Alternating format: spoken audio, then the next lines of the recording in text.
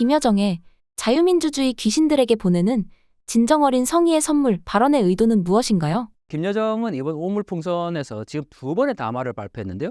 첫 번째 담화에 보면 자유민주주의의 귀신이라는 표현을 쓰고 있고 진정 어린 선물이다라고 얘기를 하는데, 이 첫 번째 담화는 굉장히 비아냥거리고 조롱의 의미를 담고 있습니다. 한국에서 탈북민들이 북한에 보내는 이 대북비라 활동 자체를 표현의 자유이기 때문에 정부가 민간단체 활동을 제약할 수 없다라는 게 우리 정부가 표방한 입장이야.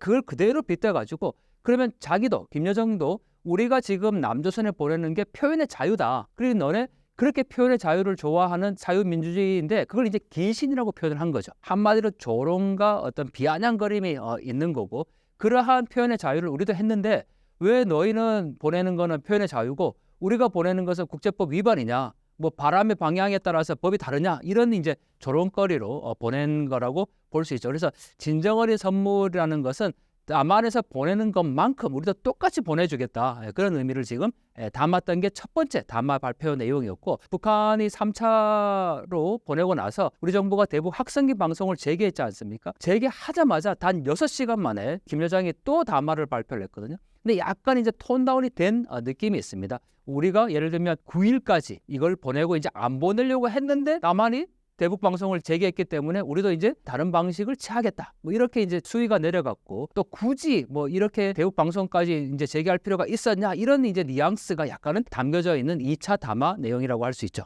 김여정의 담화문에서 접경이라는 표현이 김정은의 두 개의 조선이라는 주장과 대치되는 내용이라고 하는데 설명 부탁드립니다. 북한에서 지금 가장 강조하고 있는 거, 특히 한반도 정세가 완전히 과거와는 달라진 상황인 게, 김정은이 2024년 1월 15일 날 시정연설을 합니다.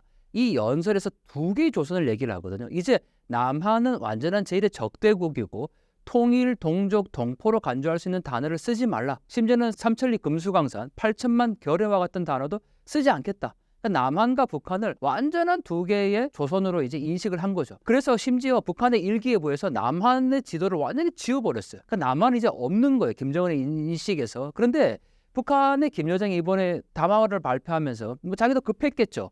그리고 아주 친밀하지 못했다라는 거, 뭐 이게 자기들은 두 개 조선이라고 얘기를 하지만 그게 쉽게 뭐 남한이 지워지겠습니까? 그러다 보니까 접경이라는 표현을 사용하고 있거든요. 이게 왜 중요하냐면요, 물론 접경이라는 단어가 국가와 국가 간의 경계라는 의미도 있을 수 있지만 남북한 간에는 명확하게 우리가 국경이라는 표현 대신에 접경이라는 표현을 씁니다. 왜 그러냐면 우리가 금강산 관광이나 개성공단을 할 때 입국 출국이라고 하지 않았거든요. 우리는 입경 출경이라고 표현합니다.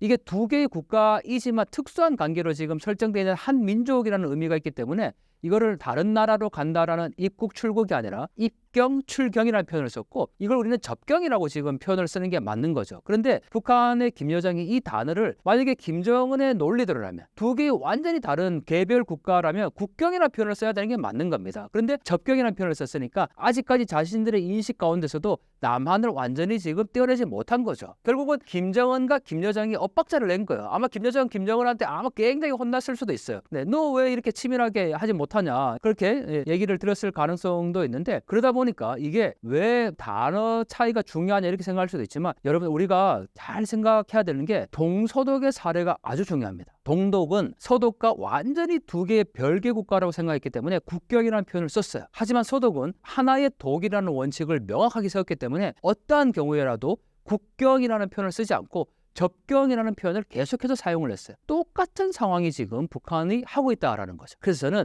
북한 상황의 변화가 이 동서독 사례만 보더라도 그러면 동독이 왜 그렇게 자기들은 국경이라고 표현했을까? 바로 경제적인 차이 때문입니다. 더 이상 경쟁해봐야 무의미하고 차라리 그냥 서독과 완전한 통일을 이루는 것이 불가능하다고 생각했기 때문에 동독만이라도 그 체제를 자기들이 정권을 유지하겠다라는 차원에서 이렇게 국경이라는 완전히 두 개의 갈라진 개념을 동독은 사용한 거거든요. 근데 결국은 역사적으로 어떻게 됐습니까? 동독은 붕괴되었죠. 그래서 저는 북한이 지금 이와 똑같은 행태를 보이고 있다. 그리고 이 길을 지금 가고 있다. 그래서 북한의 변화가 곧 올 것 같다라는 전망을 하는 거죠.